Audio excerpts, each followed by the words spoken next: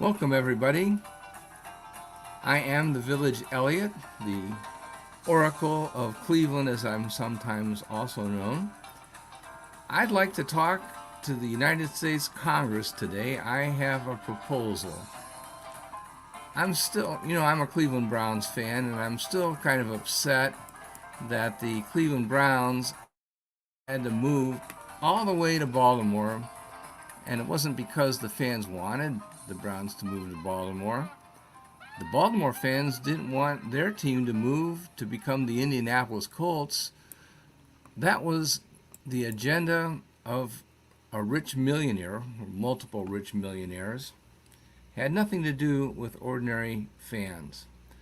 That did not serve the national interest. That was a social upheaval. There was a social cost to these kind of moves. Same thing, the Cleveland Rams, the world champion Cleveland Rams, who the Browns will play this week in Los Angeles, those Cleveland Rams moved to Los Angeles in 1946. Then they moved to St. Louis for several years, moved back to Los Angeles. They expect fan support throughout all of these moves, and they disrupt the lives of the fans who they touched while they were there. There were families who grew up loving those teams, building relationships with the players and coaches. They really care about those teams. So, Congress, I'm telling you that there is a social cost and a social upheaval, and it isn't right for just ordinary people to bear the cost. It should be the people who are benefiting who must bear part of that cost. And for that reason, plus the fact that the United States Treasury definitely needs the money, and I ain't got it.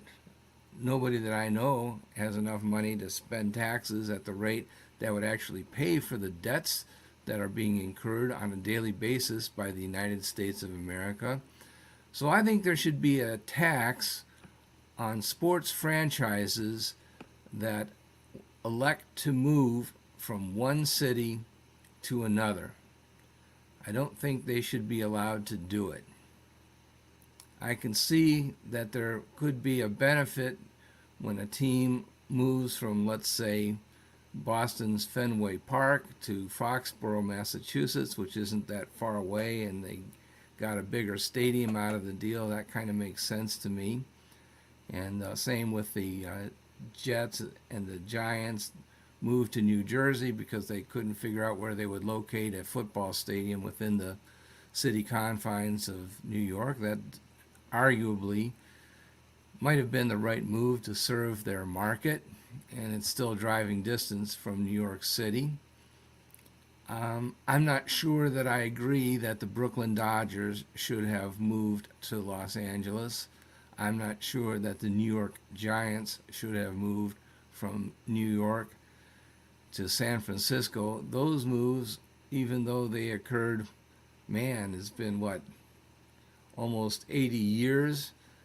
Those are still historic franchise shifts, and the pain of those shifts is still felt today. There are still people who talk about the Brooklyn Dodgers, Jackie Robinson breaking the color line in baseball in Brooklyn Dodgers, and that team no longer exists.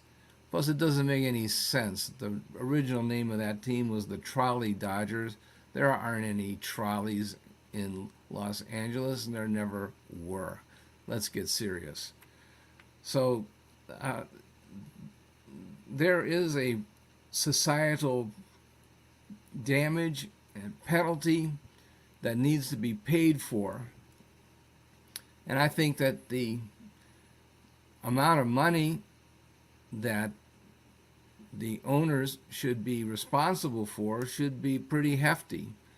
If they're going to make billions of dollars by moving franchises, then the fee that they must pay should be in the range of at least hundreds of millions of dollars, and it should be done at the federal level, not at the state level. Why? Because if it is at the state level, then some states are going to steal franchises by not passing a tax and saying, hey, we don't have a tax, so come be in our state.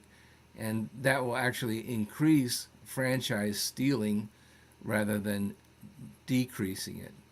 So it has to be something that's uniform from state to state and city to city. Otherwise, it simply isn't going to work. So this has to be passed as a law by our Congress, much though Congress hates to pass laws these days, and they just like to have the president do everything by executive order. But okay, I'm getting off track. Congress, you can do this. This can be a bipartisan effort. It can raise revenue. The owners have the money. Trust me on this. I'm sure that they do. Now, what's the immediate objection going to be? Somebody is going to say, Elliot, you idiot. What's going to happen is that the owners are simply going to raise ticket prices and cover their expenses that way. And I'm calling that bluff. Whoever says that doesn't know a thing about economics, because you can't simply arbitrarily raise revenue by increasing prices. If that were true, then everybody would make the same amount of money as like the New York Giants or San Francisco 49ers.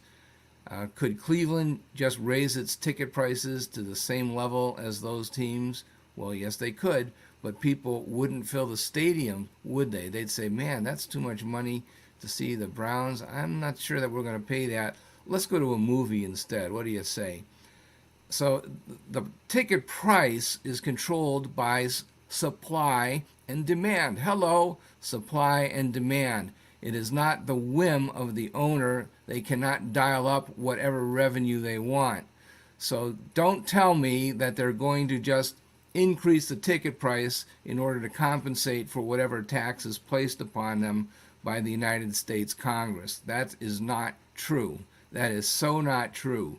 Don't fall for that argument, because it's a lie. Any economist will tell you that the ticket price is supply and demand. Don't think for a minute that the owners are giving you a break and holding the ticket price artificially low so that you can go to the stadium, and that they'll just, oh, well, we're not going to keep them low anymore. We're going to let them rise to their natural level so that we can cover our franchise movement tax. That is not the truth. The truth is they're already trying to optimize their revenue and make every buck that they can. The only thing that limits the ticket price right now is supply and demand. If your team goes to the playoffs the next year, they will raise their ticket prices because the perception is that that ticket will have more value. If you have a bunch of losing seasons in a row, your ticket will not be worth as much. Your franchise will not be worth as much. And you can look it up in Forbes. Teams that have big cities, like Dallas and Los Angeles and New York, those cities, those franchises are worth more money, and they have a larger fan base, and the tickets are already at a higher level than smaller market teams. This is not rocket science. I am a rocket scientist, and I assure you that the threat of raising ticket prices because of a federal tax on franchise movement is hollow, empty. It is not true. All right, so what I think is, in other words, that if you do want to move your team, if you want to go to, let's say, London, England, Berlin, Germany, I think that there will be some football teams that move. Might even be the Cleveland Browns, who knows? They've moved enough teams out of Cleveland. I think you should be allowed to do it. It shouldn't be so punitive that it's impossible, but there should be a cost to moving a franchise that makes you think twice about doing it. It shouldn't be just at the whim of the owner and no regard for the impact that it has upon the fan base or the city with whom they've developed a relationship with over the years. There are a lot of businesses that depend upon the existence of a football team, let's say, or could be baseball, could be basketball, could be hockey, could be whatever pro sport. Soccer's coming on, man, too. But anyway, those teams have a relationship with the city, a relationship with the small businesses that sell concessions, that sell souvenirs, T-shirts. All these things have a relationship that has been built over a period of years, and you can't simply just shut it off and go shuffle off to a new city and leave those businesses behind and say, oh, well, no harm, no foul. There is harm and there is a foul, and I'm calling it technical, on ownership. You have to pay the penalty for the technical foul, and the penalty must be imposed at the national level. It should be a bill in Congress, and the amount of money that's paid by moving the franchise should be very, very substantial, because we're talking about, in many cases, franchises that are worth in the range of billions of dollars. It's not even millions of dollars, it's billions in some cases, and franchises should not move just by the whim of a rich owner. We've seen that in Cleveland too many times. Fans will disagree with me, but I think that Cleveland is just as vulnerable as any other city. People didn't think that their franchise, the Cleveland Bulldogs, was ever going to move. Well, guess what? They did move. They moved to Detroit for 1 year, and then they got bought out by the New York Giants, and that roster got absorbed into the New York Giants. So if you're ever wondering what happened to the Cleveland Bulldogs, the world champion Cleveland Bulldogs, they wound up as part of the New York Giants. And New York Giants, your team is 50% Bulldogs. I'm sorry to lay that one on you, but it's true. Nobody thought that the Cleveland Rams would ever leave, and certainly not after winning a world championship, but they did. That was a competition, really, between investment groups, and the Rams lost out. They were in the smaller league park on the east side of Cleveland, and the Cleveland Browns came in 1946 with a better package and got a deal for the Municipal Stadium. Paul Brown and the Cleveland Browns were born that year, and so the Rams started playing in Los Angeles in 46, and the Cleveland Browns played in Cleveland Municipal Stadium that same year. How about that? So it's happened more than once. There have been other franchises that I didn't even mention that played in Cleveland. Jim Thorpe, by the way, also played in Cleveland for another franchise.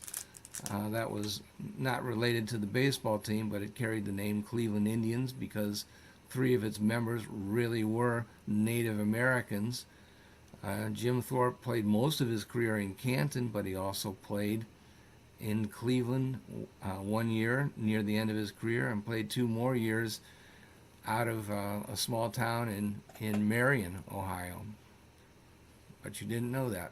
But yeah, he's an Ohio player for sure. All right, so that concludes what I have to say. You can argue with me all you want. That would be great.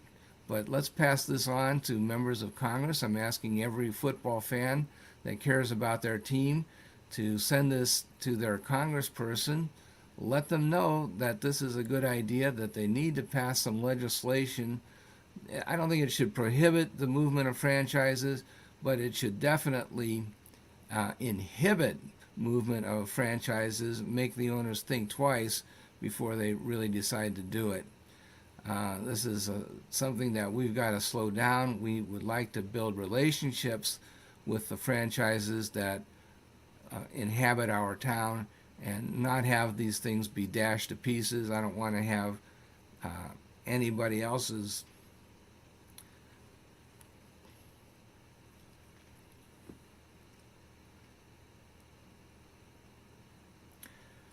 nobody should experience what we experienced in Cleveland when the Browns moved in 1995 It was wrong. And it was only because of business deals that had nothing to do with fans.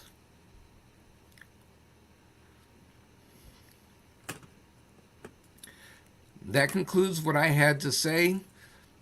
Everybody have a great day, and God bless America.